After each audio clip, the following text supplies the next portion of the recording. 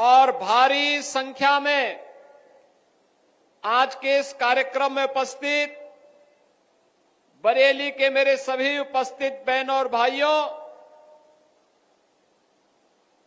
वासंतीय नवरात्रि की आज तृतीया तिथि है। इस अवसर पर जगत जननी मां भगवती के चरणों में नमन करते हुए मैं आप सभी का हृदय से स्वागत करता हूं, अभिनंदन करता हूं। इन सभी लगभग 1000 करोड़ रुपए की परियोजनाओं का लोकार्पण और शिलान्यास करते हुए आप सभी को मैं बधाई भी देता हूं। बहनों और भाइयों, विकास की प्रधानमंत्री मोदी जी के विजन को आगे बढ़ाते हुए माननीय जनप्रतिनिधियों के द्वारा प्रयास करके जिन योजनाओं को बरेली के अंदर लाया जाता है, उन योजनाओं के लोकार्पण और शिलान्यास में आपकी खुशी के साथ सहभागी बनने का तो सौभाग्य मुझे प्राप्त हुआ ही, लेकिन स्वास्थ्य और शिक्षा से जुड़े हुए 2 महत्वपूर्ण कार्यक्रमों का शुभारंभ करने का अवसर भी आज मुझे आपके बीच में प्राप्त हुआ है। आप सब जान सकते हैं, किसी भी सुसभ्य समाज के लिए, किसी भी विकसित समाज के लिए ये दोनों बुनियादी आवश्यकताएं अत्यंत महत्वपूर्ण है। अगर समाज सुशिक्षित है तो अपने विकास की अनंत संभावनाओं को स्वयं आगे बढ़ा लेगा। अगर समाज स्वस्थ है तो अपने आप को सशक्त बनाने की आधारशिला वह स्वयं खड़ा कर लेगा। और यह बरेली के अंदर आज मुझे इन दोनों कार्यक्रमों का शुभारंभ करने का अवसर प्राप्त हो रहा है। शिक्षा के लिए एक नया सत्र प्रारंभ होने वाला है। आज से सभी स्कूल कॉलेजेज हमारे खुल रहे हैं और स्कूल का यह नया सत्र प्रारंभ होने पर इन नौनिहाल बच्चों का मैं स्वागत करने के लिए और वे स्कूल जा सकें, आप सभी बरेली वासियों को और बरेली के माध्यम से पूरे उत्तर प्रदेश वासियों का मैं आह्वान करूंगा कि इन बच्चों को अपनी आने वाली पीढ़ी के रूप में प्रस्तुत करते हुए, आने वाले भविष्य के रूप में प्रस्तुत करते हुए कोई बच्चा छूटने न पाए और हम सबको स्कूल चलो अभियान के साथ जुड़ना होगा। इस विश्वास के साथ आज मुझे बरेली आने का अवसर प्राप्त हुआ है और ये जिम्मेदारी आप सबको मैं देने के लिए आया हूं। ये केवल सरकार की जिम्मेदारी नहीं, ये समाज की जिम्मेदारी भी बनती है कि समाज की इस जिम्मेदारी के साथ समाज भी इस बात को अपने ऊपर ले कि अगर कोई बच्चा अनपढ़ रह जाता है तो समाज के लिए भी एक चुनौती है, राष्ट्र के लिए भी चुनौती है, उस परिवार के लिए तो चुनौती है ही है, लेकिन हम सबको इस बात को ध्यान में रखना होगा। अंततः इसका खामियाजा पूरे समाज को और अंततः देश को भुगतना पड़ता है। और इसीलिए 2017 में आने पर हम लोगों ने अनिवार्य रूप से प्रारंभ किया। स्कूल का सत्र प्रारंभ होते ही हर जनप्रतिनिधि, हर शिक्षक स्कूल चलो अभियान के साथ जुड़ेगा, हर बच्चे को स्कूल पहुंचाएगा। और मुझे बताते हुए प्रसन्नता है कि 2017 में जब बेसिक शिक्षा परिषद की स्थिति को हम लोगों ने देखा था, उस समय बेसिक शिक्षा परिषद की स्थिति अत्यंत खराब थी। तमाम स्कूल बंदी के कगार की ओर जा रहे थे, न टॉयलेट थे बालक बालिकाओं के लिए, न पेयजल की व्यवस्था थी, न फर्नीचर थी, न वहां के फर्श बने हुए थे। स्मार्ट क्लास और डिजिटल लाइब्रेरी की बात तो ये दूर की कौड़ी थी। और बहनों और भाइयों, आज मुझे बताते हुए प्रसन्नता है, उत्तर प्रदेश में 2017 में 1,34,00,000 बच्चों ने केवल नामांकन कराया था। इसमें 60% बच्चे ऐसे थे जो कभी स्कूल नहीं जाते थे। और आज मुझे बताते हुए प्रसन्नता है स्कूल की कायाकल्प होने के बाद उत्तर प्रदेश के अंदर आज के दिन पर गत वर्ष हम लोगों ने 1,91,00,000 बच्चों को डीबीटी के माध्यम से 1,200 रुपये हर बच्चे के अभिभावक के अकाउंट में हम लोगों ने भेजने का काम किया। स्कूलों में 96% विद्यालय ऐसे हैं जिनमें ऑपरेशन कायाकल्प के माध्यम से वहां पर बालक बालिकाओं के लिए अलग अलग टॉयलेट की व्यवस्था, पेयजल की व्यवस्था, स्कूल की फ्लोरिंग की व्यवस्था, स्मार्ट क्लास की व्यवस्था, डिजिटल लाइब्रेरी की व्यवस्था, फर्नीचर की व्यवस्था की।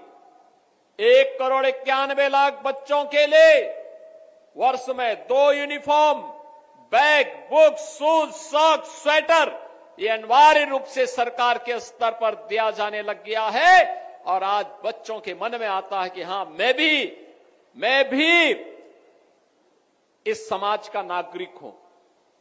और मैं आपका आह्वान करूंगा, इस अभियान के साथ जुड़ करके हम राष्ट्रीय मिशन को आगे बढ़ा करके अपने प्रदेश की साक्षरता को भी बढ़ाएंगे, हर बच्चे को साक्षर बना करके सुयोग्य बनाएंगे और प्रदेश और देश के निर्माण में, विकास में उसकी ऊर्जा और उसकी प्रतिभा का लाभ लेंगे। आज स्कूल चलो अभियान का यही शुभारंभ अभी इन बच्चों को स्कूली बुक्स और अन्य यूनिफॉर्म आदि उपलब्ध करवा करके हम लोगों ने प्रारंभ किया है। और यहां पर उपस्थित सभी जनप्रतिनिधियों से, जनता जनार्दन से, सभी गुरुजनों से, सभी धर्माचार्यों से मैं अपील करूंगा, हर बच्चे को और खास तौर पर बेटी को जरूर स्कूल भेजना, जरूर स्कूल भेजना।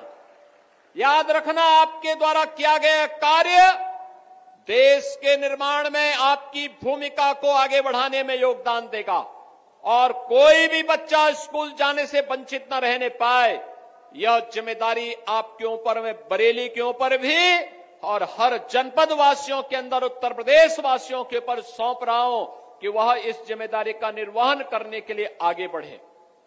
बहन और भाइयों, एक तरफ यह कार्य और दूसरी तरफ बेसिक शिक्षा परिषद में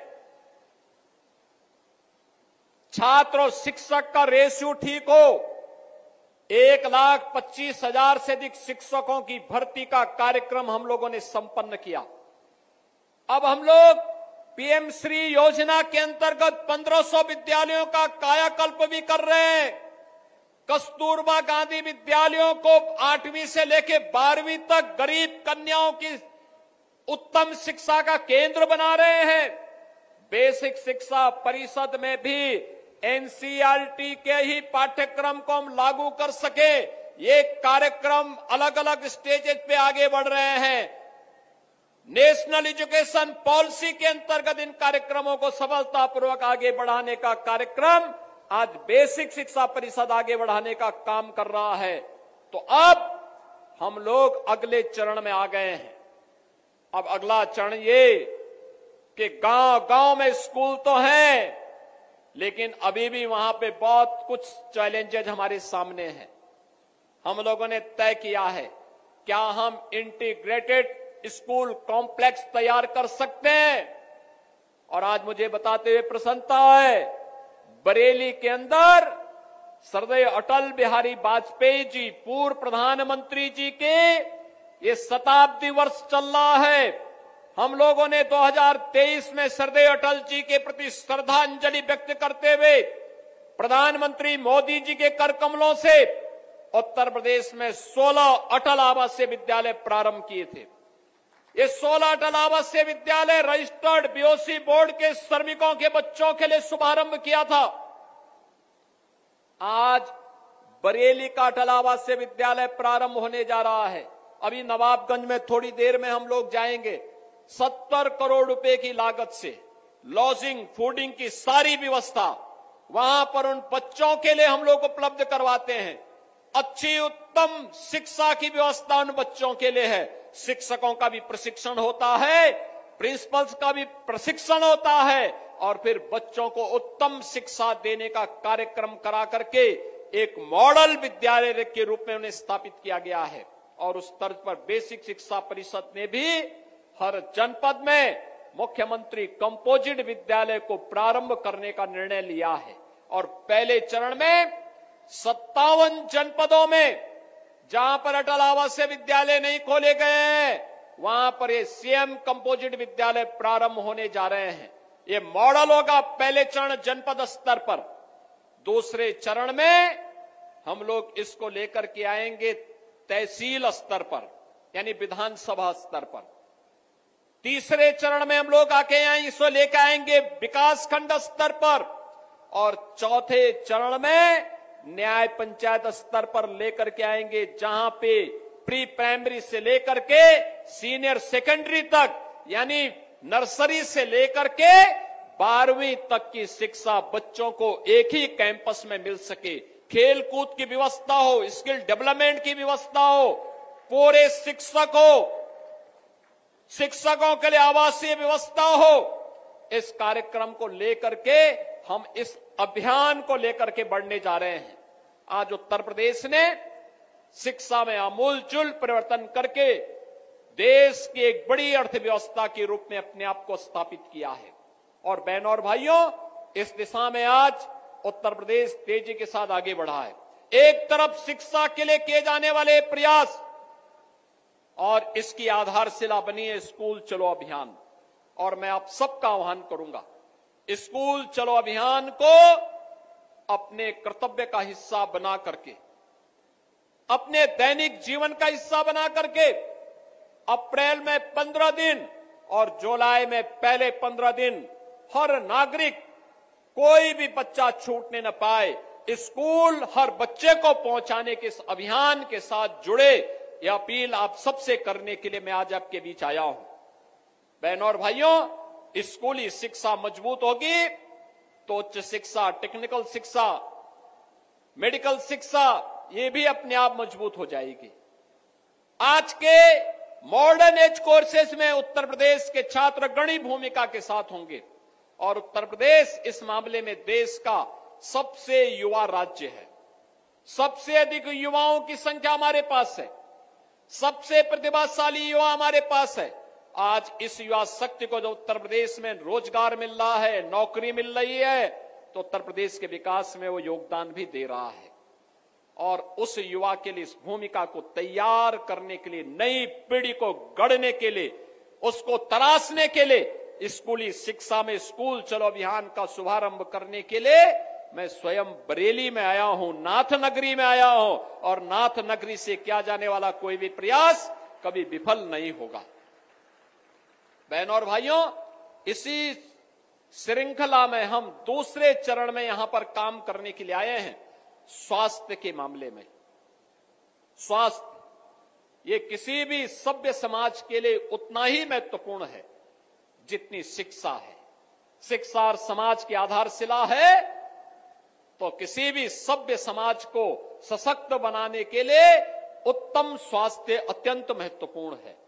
और उत्तम स्वास्थ्य के लिए उन्हें उस प्रकार के केंद्र मिले, बीमारियों की, महामारियों के बचाव के लिए जागरूकता से अभियान आगे बढ़ेगा। और आज उत्तर प्रदेश सरकार संचारी रोग नियंत्रण के एक बड़े कार्यक्रम को आगे बढ़ा रहा है। संचारी रोग, इंसेफ्लाइटिस, डेंगू, मलेरिया, चिकनगुनिया, कालाजार, इन जैसी विषाणु जनित बीमारियों से बचाव के लिए व्यापक जन जागरूकता कार्यक्रम की श्रृंखला में आज हम यहां पर आए हैं। और साथ साथ आज उत्तर प्रदेश सरकार के द्वारा भारत सरकार के सहयोग से 2500 से अधिक, 2500 से अधिक एम्बुलेंस स्वास्थ्य सेवा में जनता जनार्दन की सेवा के लिए लगाई जा रही है। यह इसलिए भी लगाई जा रही है जिससे रिस्पांस टाइम कम हो सके। 108 की एम्बुलेंस सेवा जो दिन रात आपकी सेवा के लिए समर्पित है। याद करिए 2017 के पहले इसका रिस्पांस टाइम लगभग 17 से 19 मिनट हुआ करता था, आज यही कम होकर के 7 मिनट के आसपास आया है। इसको और भी कम करने के लिए ये 2500 से अधिक एम्बुलेंस आज यहां पर एक साथ पूरे प्रदेश भर के लिए शुभारंभ किए जा रहे हैं। इससे प्रदेश की जनता लाभान्वित होगी। मैं उन सभी लाभान्वित होने वाले प्रदेशवासियों को इसकी बधाई देता हूं। बहनों और भाइयों, ये संचारी रोग के लिए उत्तर प्रदेश का अलग अलग क्षेत्र अलग अलग संचारी रोग के लिए अत्यंत संवेदनशील है। अगर आप पूर्वी उत्तर प्रदेश में जाएंगे तो गोरखपुर, बस्ती मंडल के कुशीनगर, देवरिया, महाराजगंज, सिद्धार्थनगर, बस्ती, ये सभी जनपद इंसेफ्लाइटिस के लिए अत्यंत संवेदनशील है। बरेली मंडल के जनपद, बरेली है, बदायूं है, पीलीभीत है, ये सभी आसपास के जनपद है। ये जनपद मलेरिया की दृष्टि से संवेदनशील है। आगरा मंडल के जनपद ये डेंगू के लिए संवेदनशील है। वाराणसी और उसके आसपास के जनपद कालाजार के लिए, झांसी और उसके आसपास के जनपद चिकनगुनिया के लिए संवेदनशील माने जाते हैं। इन जनपदों में इन संचारी रोग को बचाव करने के लिए विशेष अभियान चलाया जा सके, जागरूकता से बचाव का कार्यक्रम और बचाव से रोग के निवारण की दिशा में आगे बढ़ना। और मुझे बताते हुए प्रसन्नता है, पिछले 8 वर्ष के अंदर जो प्रयास प्रदेश के अंदर डबल इंजन सरकार ने किए हैं, इंसेफ्लाइटिस पूरी तरह नियंत्रित हुई है। नहीं तो जुलाई से लेकर नवंबर के बीच हजारों बच्चों की मौत गोरखपुर और आसपास के जनपदों में होती थी। आज बहनों और भाइयों, इन मौत के आंकड़ों को नियंत्रित करने में हमने सफलता प्राप्त कर दी। आज कोई मौत नहीं होती, बीमारी को नियंत्रित कर दिया। क्या मलेरिया लगभग नियंत्रित हो चुका है, लेकिन इसका जड़ मूल से उखाड़ने के लिए आज मैं बरेली आया हूं। बरेली हो या बदायूं या पीलीभीत या उसके अगल बगल के जो जनपद हैं, इन जनपदों में कहीं पर भी मलेरिया या उससे जनित कोई भी अन्य संचारी रोग न पनपने पाए, इसके लिए जागरूकता का एक बड़ा कार्यक्रम, हेल्थ वर्कर्स का प्रशिक्षण का कार्यक्रम, हॉस्पिटल्स को उसके अनुरूप तैयार करना, वहां पर कहीं जल जमाव न हो, कहीं पर कोई भी ऐसी स्थिति न आने पाए, इसके लिए छिड़काव की व्यवस्था, वहां पर कैसे हमें कौन कौन से उपाय करने हैं जिससे लार्वा के स्टेज में ही मच्छर को मारा जा सके, इसके लिए तमाम प्रयास प्रारंभ होंगे। और इसके लिए अगले 3 महीने के अंदर चलने वाले इस कार्यक्रम से संचारी रोग पर नियंत्रण करने में हमें सफलता प्राप्त होगी। एक बड़ा कार्यक्रम है स्वास्थ्य क्षेत्र में। उत्तर प्रदेश ने एक लंबी छलांग लगाई है। आज आदरणीय प्रधानमंत्री मोदी जी के मार्गदर्शन में 2017 के पहले जब हम लोग आए थे, 2017 में जब हम आए थे, 2017 के पहले उत्तर प्रदेश में 1947 से लेकर 2017 तक कुल 12 गवर्नमेंट मेडिकल कॉलेज बन पाए थे। और बहनों और भाइयों, मुझे बताते हुए प्रसन्नता है, आज उत्तर प्रदेश में गवर्नमेंट मेडिकल कॉलेजेस की स्थिति 44 गवर्नमेंट मेडिकल कॉलेज 8 वर्ष में बने हैं। उत्तर प्रदेश में मेडिकल कॉलेजेस आज के दिन पर 80 से ज्यादा हैं, जिनमें 36 से ज्यादा है प्राइवेट क्षेत्र में और 44 से ज्यादा हैं यह निजी क्षेत्र, सरकारी क्षेत्र में, गवर्नमेंट के हैं। यानी यह बताता है one district one medical college, जो मैं बार बार कहता हूं, पिछली सरकार 1 डिस्ट्रिक्ट 1 माफिया पालती थी, हमने 1 डिस्ट्रिक्ट 1 प्रोडक्ट के साथ साथ 1 डिस्ट्रिक्ट 1 मेडिकल कॉलेज को भी देने का काम किया है। और प्रदेश सरकार आज उसे प्राप्त करने में सफलता की ओर आगे बढ़ रही है। पीपीपी बोर्ड पर भी हम लोगों ने मेडिकल कॉलेज बनाए हैं। संभल में, शामली में, महाराजगंज में पीपीपी बोर्ड पर भी मेडिकल कॉलेज बन गए हैं। बहनों और भाइयों, हर जिले में डायलिसिस की सुविधा हो, हर जनपद में सीटी स्कैन की सुविधा प्राप्त हो, टेलीमेडिसिन की सुविधा प्राप्त हो। प्रदेश देश के अंदर सर्वाधिक आयुष्मान का कार्ड जारी करने वाला राज्य उत्तर प्रदेश है, जहां 10 करोड़ लोग आयुष्मान भारत में हर वर्ष 5 लाख रुपए की स्वास्थ्य बीमा का कवर प्राप्त कर सकता है। और इस दृष्टि से आप सबसे भी मैं अपील करूंगा, मलेरिया या डेंगू, इसका कारण, मलेरिया का कारण तो गंदगी और जल जमाव है। गंदगी में जब जल जमाव होगा, मच्छर पैदा होगा, वह मच्छर मलेरिया को पैदा करेगा, मलेरिया को फैलाएगा, मलेरिया का संक्रमण फैलेगा, तो उसके बाद तमाम प्रकार की समस्याएं खड़ी होंगी। डेंगू के लिए कहीं भी जल जमाव हो, वह डेंगू के लार्वा को पनपाएगा। हमें अभी से तैयारी करनी होगी, जिससे बरसात के पहले पहले मलेरिया हो या डेंगू के लार्वा को हम लार्वा स्टेज में ही समाप्त कर सके, इन संचारी रोगों को नियंत्रित कर सके। इसमें आशा वर्कर और एएनएम डोर टू डोर भी जाएंगी, स्क्रीनिंग भी करेंगी, लगातार अभियान भी चलाएंगी। हमें इसके साथ जुड़ना होगा, इस कार्यक्रम को आगे बढ़ाना होगा, जिससे किसी भी स्थिति में कोई भी बच्चा, कोई भी नागरिक इन बीमारियों की चपेट में ना आने पाए। और इसके लिए सरकार आपके साथ खड़ी है, डबल इंजन की सरकार आपके साथ खड़ी है। इन अभियानों को सफलतापूर्वक आगे बढ़ाने के बाद विकास के कार्यक्रमों को भी आगे बढ़ाने के लिए आज हम सब आपके बीच आए हैं। बहनों और भाइयों, अब बरेली बदल चुका है। बरेली, ये वही बरेली है, याद करिए 2017 के पहले वर्ष में जहां 5, 7, 10 दंगे हुआ करते थे, पिछले 8 वर्ष में बरेली में कोई दंगा नहीं हुआ।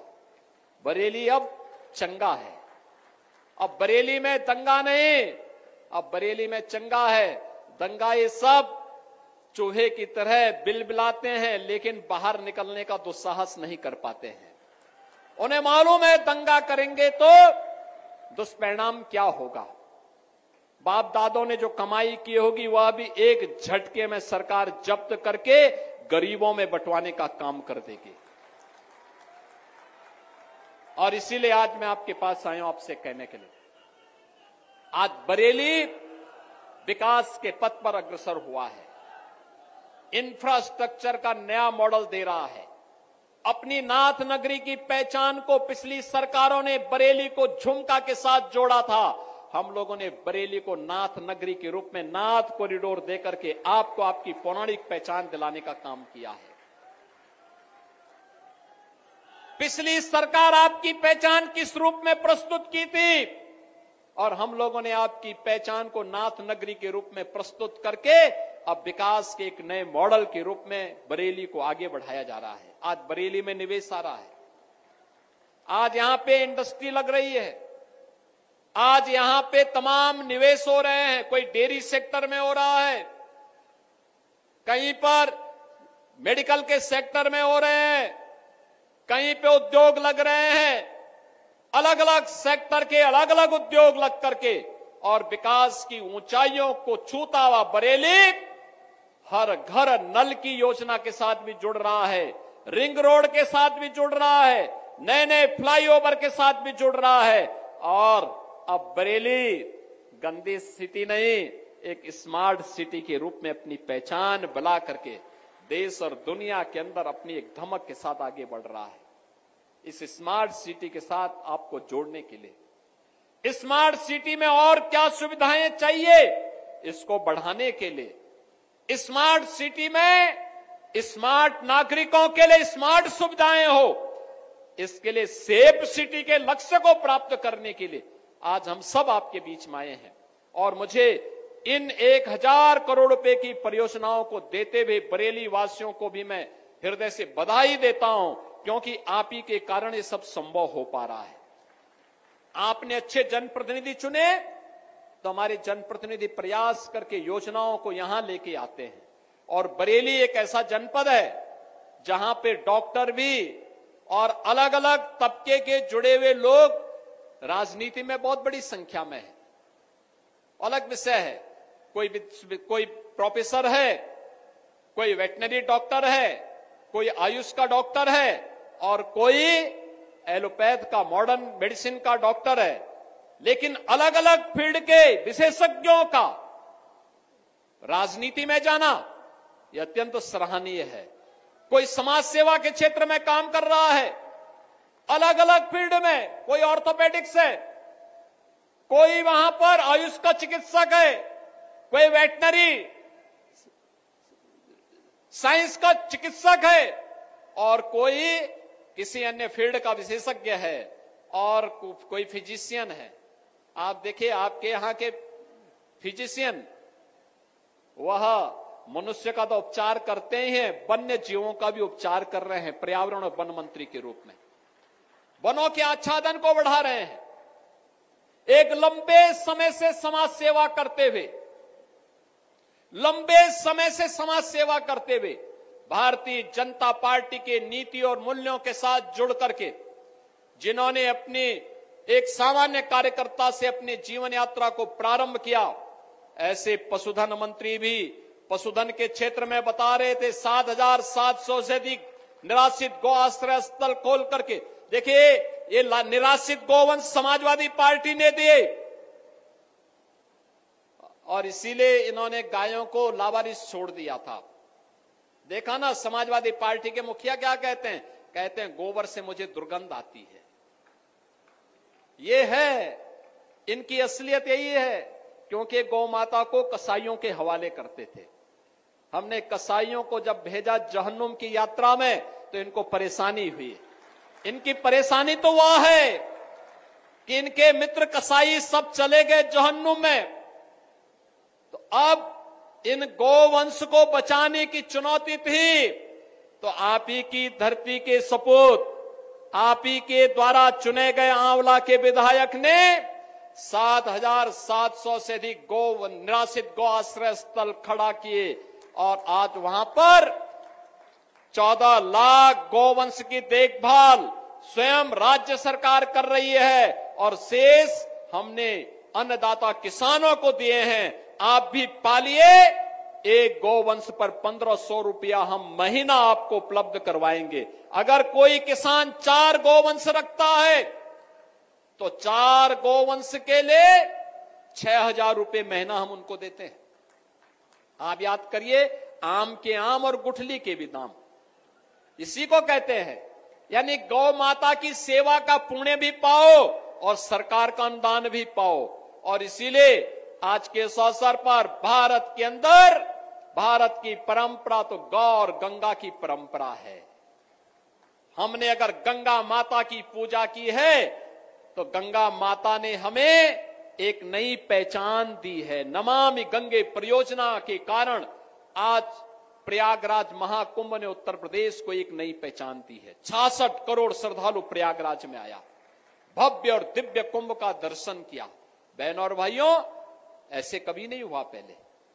नमामि गंगे परियोजना के कारण मां गंगा की आराधना, अविरल और निर्मल गंगा की परिकल्पना को प्रधानमंत्री मोदी जी ने साकार किया।